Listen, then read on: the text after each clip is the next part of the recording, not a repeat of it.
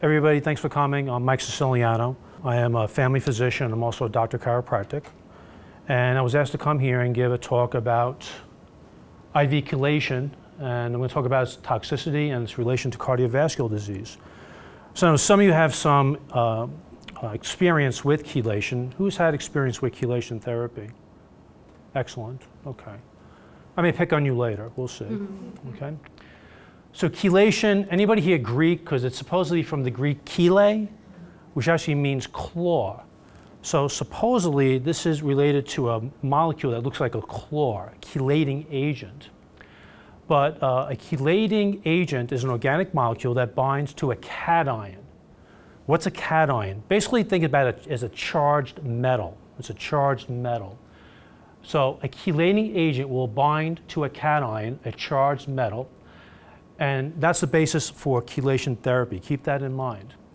Of note, there are some molecules in the body that are naturally chelating minerals, like hemoglobin, which binds to iron, and chlorophyll, which is a magnesium chelate.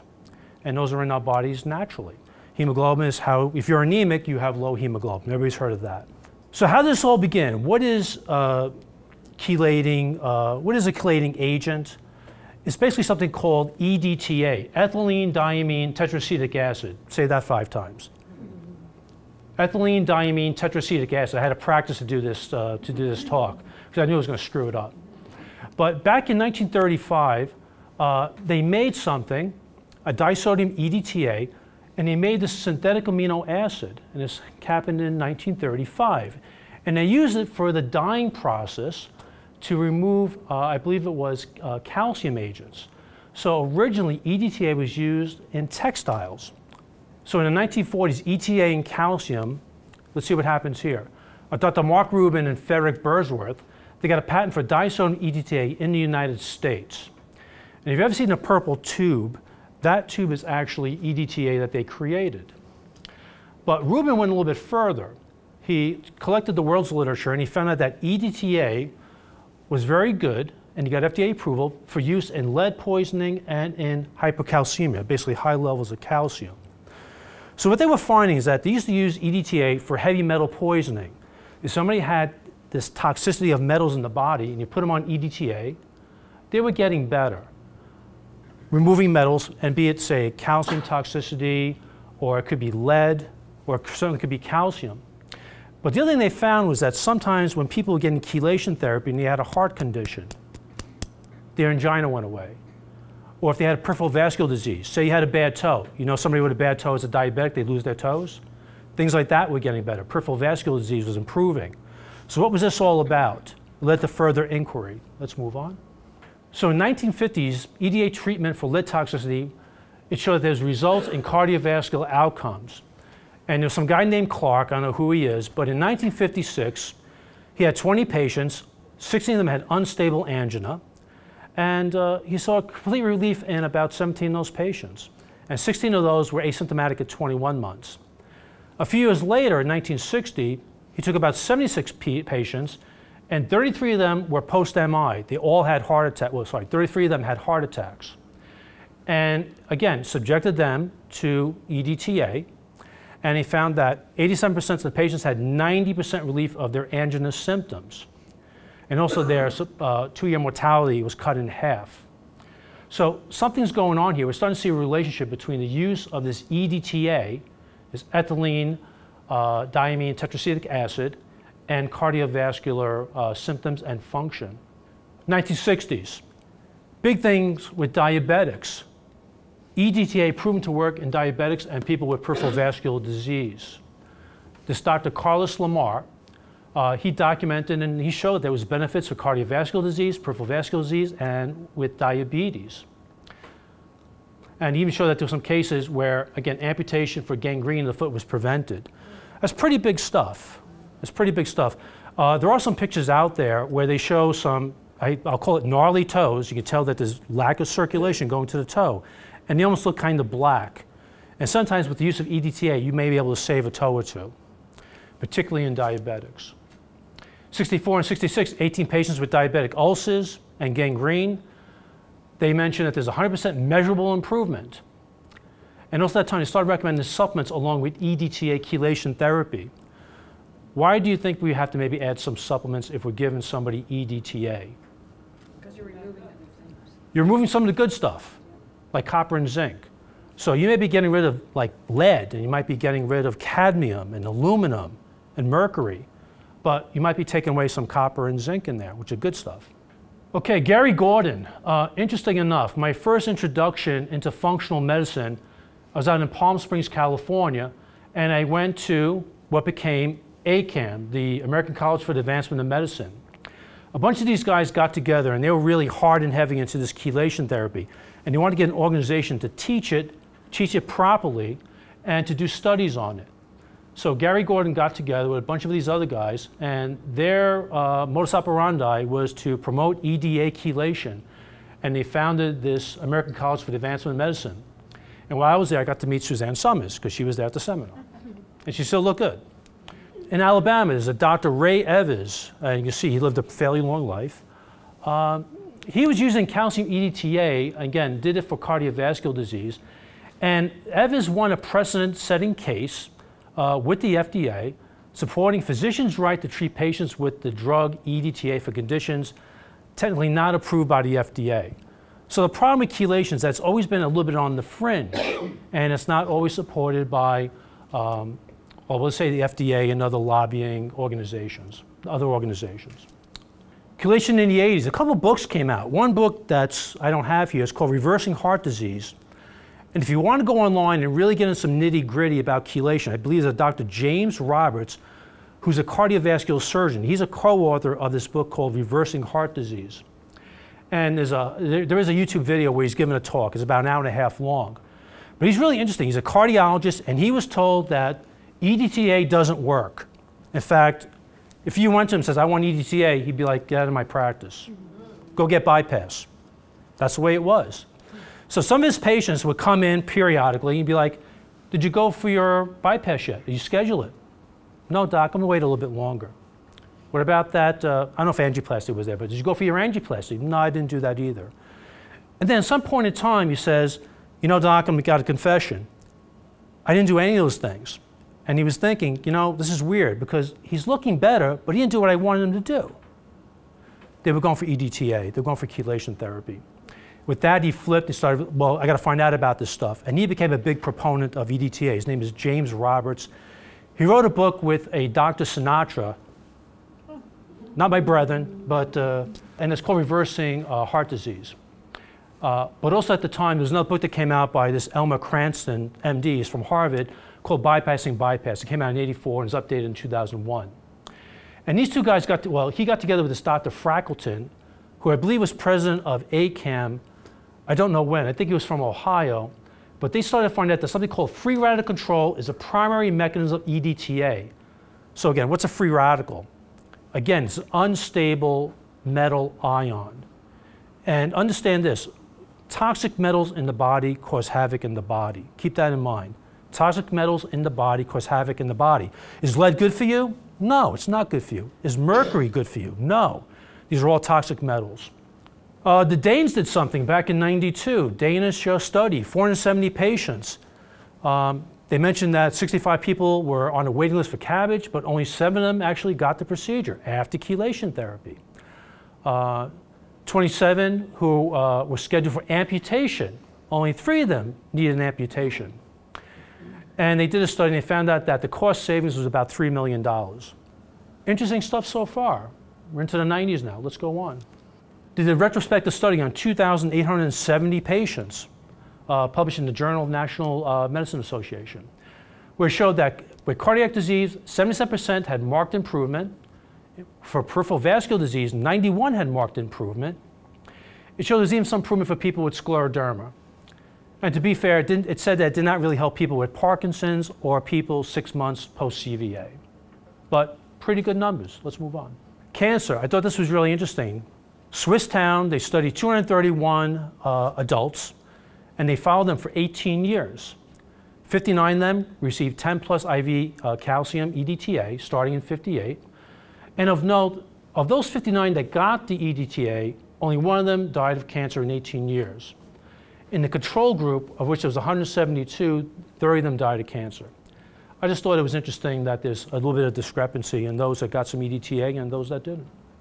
First meta-analysis, correlation between EDTA chelation therapy and improvement in cardiovascular function, a meta-analysis. They did 90 studies. They studied over 22,000 patients, 22,765 patients. They found that 87% of them showed improvement based upon meta-analysis for cardiovascular function. Which leads us to the granddaddy trial. Who's heard about the TACT trial? I know you do. TACT trial, anybody's heard of this? This is a major study and nobody's heard of it. It was kind of like silenced. But this is the granddaddy study that we're going to kind of focus on right now. The trial to assess chelation therapy is called the TACT trial. And the NIH got involved in this. They threw money at this thing to find out, does this stuff really work? What is its efficacy? What's its side effects? Is it safe or dangerous? Is it effective? What's going on here? What's going on with this chelation stuff? So they funded a study that was run by this guy, Gervasio Tony Lamas. And he's a cardiologist. He was down, I believe, in Florida at the time. I think he's now with Columbia University. Let's go on. And that's him. He's the one that was in charge of this study. Let's go on. This is the publication, came out in JAMA 2013. Effect of disodium EDTA chelation regimen on cardiovascular events in patients with previous myocardial infarction. So what they did here, they took patients that actually had a heart attack, okay? And they had a heart attack, I think, over 6 months prior to entering the study. And these are the people that they followed to see the effects of EDTA. Let's go on. Study design. So this is pretty interesting. So does anybody know what a double-blind study is? When we say double-blind studies in medical literature and stuff like that. So I'll just explain it. In double-blind studies, you don't know that you're getting the real stuff, and I don't know if you're getting the real stuff or the fake stuff. Nobody knows what's going on. You're assigned randomly, and you don't know if you're getting real stuff or fake stuff. So this is the study design that they came up with. In one group, they were going to get IV chelation, the real stuff, with real oral high-dose vitamins. So real chelation, real vitamins. The other group, they were getting real chelation, but they were getting phony vitamins. The third group, you got fake chelation, but you got real vitamins. And the last group, you got the fake chelation and you got fake vitamins, you got nothing. They got screwed. So they got nothing with that. But that was the study design. On top of this, they did an average of 40, they wanted 40 infusions from the patients, 30 weekly infusions, and then about 10 after that at different intervals. But the idea was to hopefully get about 40 infusions with these patients. Let's go on. Here was the criteria. You had to be 50 or older, couldn't be a young guy. You had to have an MI over 6 months ago. Creatinine is a measure of renal function. So if you got a high creatinine, you know you got some problems with your kidneys. But you had to have a creatinine less than 2 to enter the study. And again, they didn't want some other parameters, but those were the main ones. Let's go on. The chelation infusion, this is what they gave. So they gave disodium EDTA, 3 grams, and they would adjust that based upon patients' weight and also in regards to their renal function. When you do chelation, you look at weight and also renal function. Keep that in mind. They gave ascorbic acid, which is, what's ascorbic acid? Anybody? Vitamin C, thank you. Magnesium chloride, potassium chloride, sodium bicarbonate, pantothenic acid, diamine pyridoxine, all B vitamins, some procaine, I almost hit you, some heparin, and some sterile water. And if you got the fake stuff, you got normal saline and some sugar. That's all you got. Next. Oral supplements. This is what they gave, 3 caps a day, twice a day. This is all the stuff they put in there. So you can see vitamin A, C, goes on. This is everything they gave them. So they were getting chelation with high-dose vitamins and minerals. Next. Compliance. This was a big study. 1,700 people participated in the study, and they did over 55,000 infusions. To be exact, 55,222 infusions were documented. Of that, 65% of those 1,700 participants completed all 40 infusions, and 76 of them completed at least 30 infusions. So what that means from a scientific basis is that the study had a decent amount of power to it. It was actually a good study to analyze. Primary endpoints. So an endpoint meant that one of these happened. These are endpoints. Death, a heart attack, stroke, coronary revascularization, hospitalization for angina. Secondary endpoints was cardiovascular death, a non-fatal MI, or non-fatal stroke. CVA is a stroke. And he followed these 1,700 patients over the course of 5 years. So again, 85% power in this study. But those were the endpoints. Next slide. Okay, I couldn't really copy this well, so you have to bear with me. On the left side, on this axis, those are the events I just mentioned. On this long axis is the timeline. So you see there's 4 lines here. This top line is basically, these are events. So the higher, that means more events. Down here, it means less events.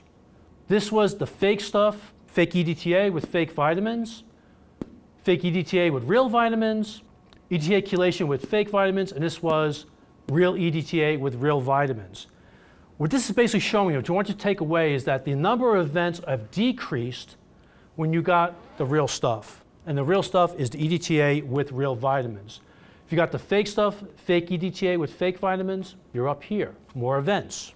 Next slide. Now this was really interesting because the greatest effect they noticed for EDTA was in post-MI diabetics. This one had the greatest, how do we say, the greatest impact, the greatest findings. So here, if you're a diabetic and you got the fake stuff and the fake EDTA, your events were way the hell up here, really high. But down here, much, much lower. So if you're a diabetic, you got real EDTA and you got real vitamins, your events are way down. So that was one of the biggest things they took out of this TACT trial. In fact, it was so important, so noticeable that right now TACT 2 is going on as we speak. And they're evaluating, I believe again, post-MI heart attack patients at a diabetic, and they're checking them out again with ETA. That study should come out, I believe, I think this year or next year. It was called the TACT 2 trial. Conclusions. For everybody, okay, EDTA reduced cardiovascular events by 18%, not too shabby. Just on oral vitamins, reduced it by 11%, but the combination, overall reduction of 26%. But look at the diabetics now. EDTA reduced events by 41%. EDTA reduced cardiovascular mortality by 43%. And in terms of MI, the reduction of 51%. So profound numbers noted if you were a diabetic and you are post-acute myocardial infarction patient. Next. Now, what does this really mean? So I put this slide up because I think this one gives you a sense about the impact that chelation can have. So we talk about relative risk reduction. Look at aspirin. You have a 25% relative risk reduction on aspirin. Not bad. If you're taking a beta blocker, 23%. All the statin medications everybody wants you on, right? 21%. If you took an ACE inhibitor, 19%. But look, if you did chelation and vitamins, you're at 26%. That's the highest one up there. And if you were getting ETA and you are diabetic, the numbers speak for themselves. 41% risk reduction. All good stuff. Level A evidence. Next. Let's skip that one. Just to mention, so PCI is basically angioplasty with stenting. CABG is open heart surgery. And EDTA is what we've been talking about for the last, I don't know how long I've been talking for. But post-op death for elective CABG, if you're going for an elective open heart surgery, post-op death rate can be about 2 or 3%. But the main thing after open heart surgery is the complications. And 30% of people have complications after open heart surgery.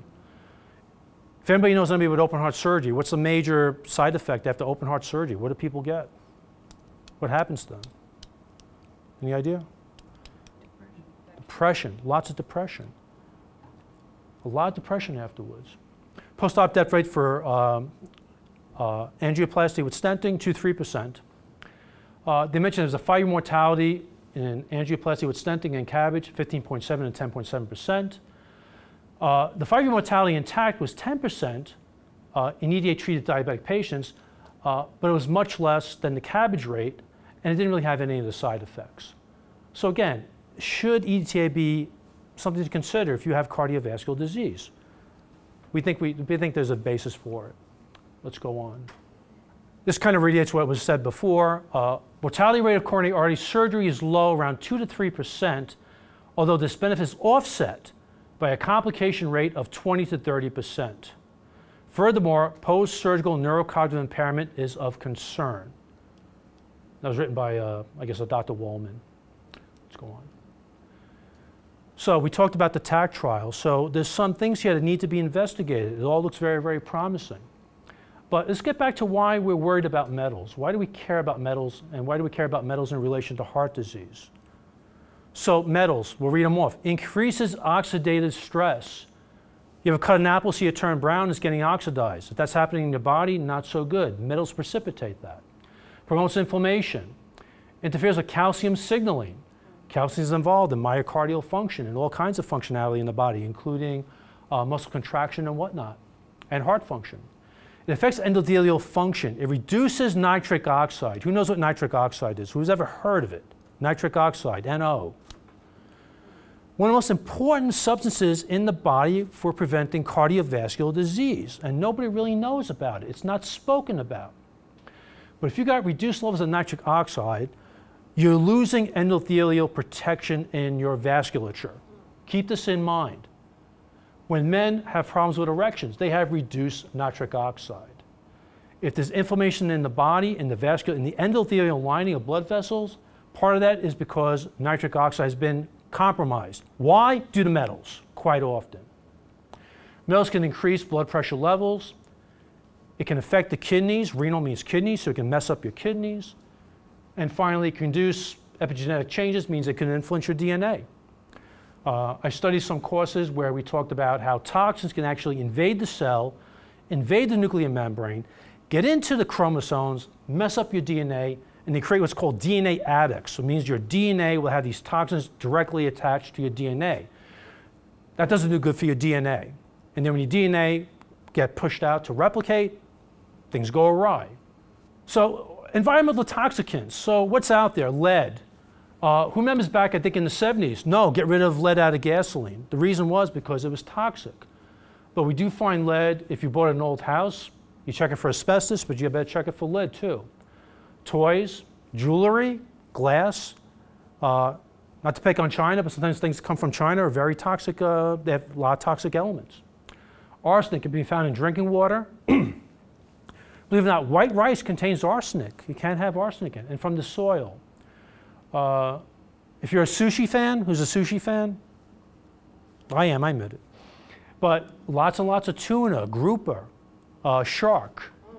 Those are the big ones. They have mercury in them.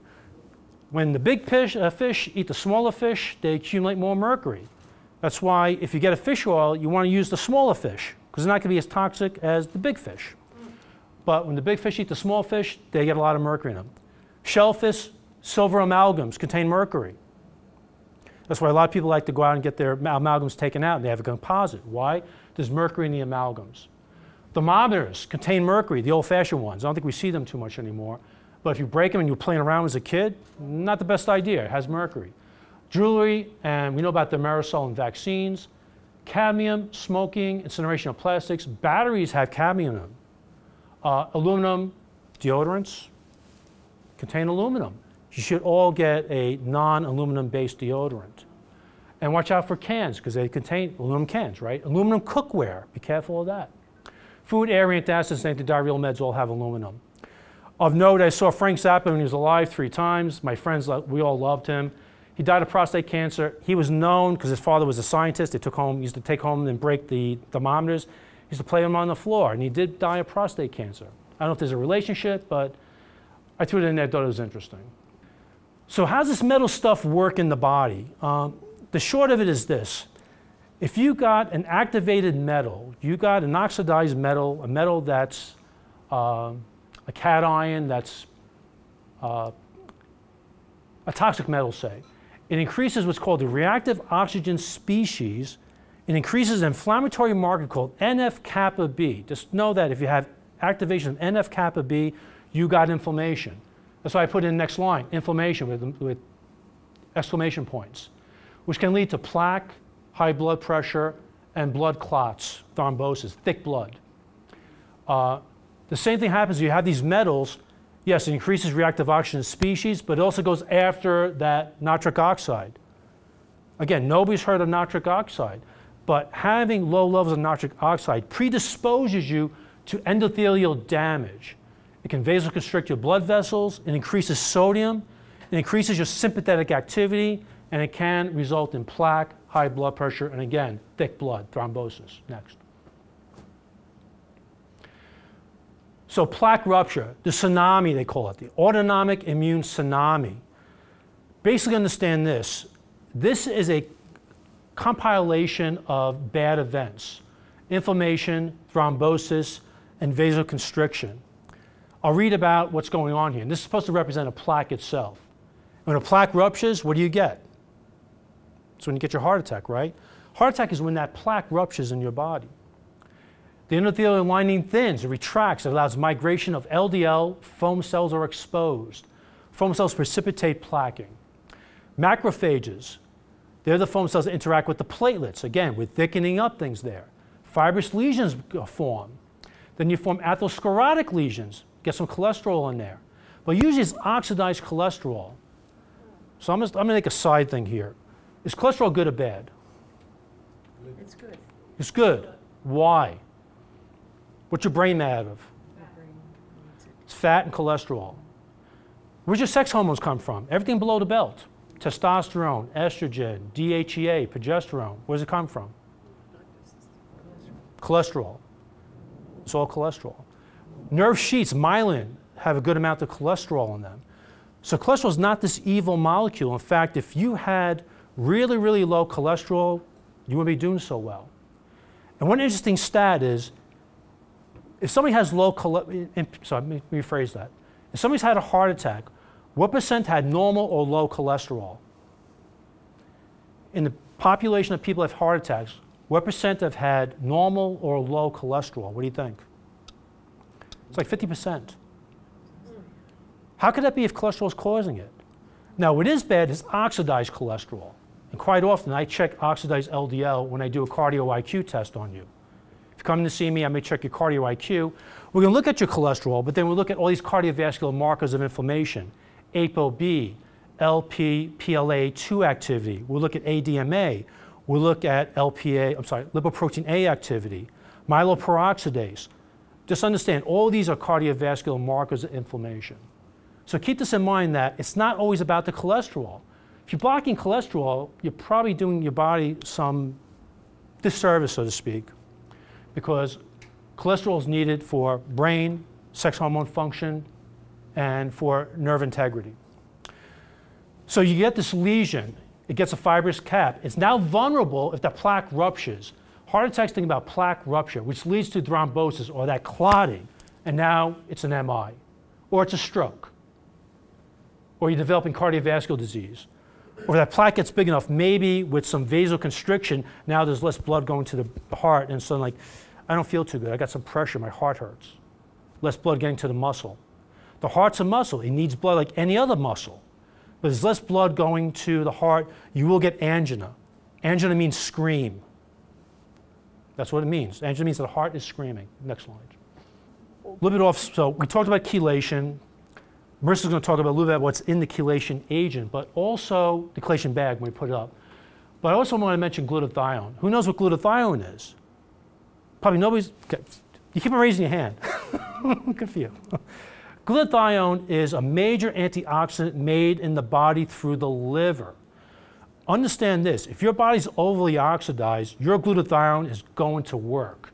It's trying to detoxify your body. So glutathione is something we often give by IV. I sometimes give it orally.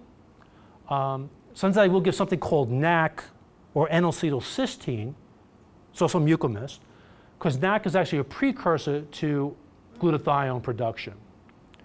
So we want to keep a good amount of glutathione to your system. It works hand in hand with EDTA, as EDTA needs to work with vitamins and minerals. We like to give glutathione. So glutathione lowers your blood pressure, reduces myocardial infarction, and congestive heart failure. More cell protection than superoxide dismutase catalase. Just know it helps protect the cells. And it helps prevent hydroxyl radicals and other reactive oxygen species. And people who have RBC glutathione had a 71%, a decent amount, lower risk for MI. We use glutathione as part of our IV chelation therapy. Next. Back to nitric oxide. Just to reiterate again, because I want you to walk away keeping this in mind. Nobody's ever heard of it. Nobody's going to look it up. And probably you're not going to hear about it possibly from your doctor or cardiologist, unfortunately. Endothelial nitric oxide function loss is associated with atherosclerosis. So again, when you lose nitric oxide function, which can come about because of toxic metals in your body, then you may be predisposed to developing atherosclerosis. Defects in endothelial NO function associated with all major cardiovascular risk factors and has predictive value for disease progression. This means if you got crappy nitric oxide in your system, you're more predisposed to developing coronary artery disease, peripheral vascular disease. Because let me ask you this, if you got a stent here, do you think it's only here or is it anywhere else? If you got if you got coronary artery disease, don't you think you have plaquing possibly all over the body, in the brain, in the feet, all over? It's not just here, guys and girls, it's all over the place. Your body's systemically inflamed. And this is where I get a little crazy because they say, okay, we're going to stent this, everything's going to be fine. But what caused that to begin with? It had to be some type of biochemical disarray. Calcium EDTA protects via the nitric oxide pathway. Why important? Again, to reiterate again, nitric oxide has anti-plaque properties and therefore protects the endothelium. The endothelium is the inside of your vasculature. When you mess up your vasculature, that's how plaque starts. Why does it get messed up? Again, diet plays a role. Stress plays a role. Nitric oxide plays a role. Anti-atherosclerotic properties of nitric oxide are produced by the vascular endothelium. We want to preserve that. And EDTA, good vitamins and minerals, glutathione, all help with that. Next. Marissa's going to take over this, but this is how it is. What is EDTA? How do you get it? We give you an IV. We give you an IV. Typically, we can go up to about 3 grams of EDTA infusions at a time. Typically, 1 gram of EDTA would require about 1 hour of infusion time. If you're new to it, we take our time in putting it into you. If you don't feel good, we usually stop it, we watch you, but we go low and slow. And then based upon the calculation, based on your weight and also your renal function, we'll determine how much EDTA you can take at a session. But we never go above 3 grams. Next. Toxins in the body, just to go through it again. Iron could be a toxin. Does anybody know what hemochromatosis is? Hemochromatosis? You ever hear that? Especially when you have iron depositing into your own tissues. You raised your hand again, right? No, I said, can you spell that? I thought you raised your hand.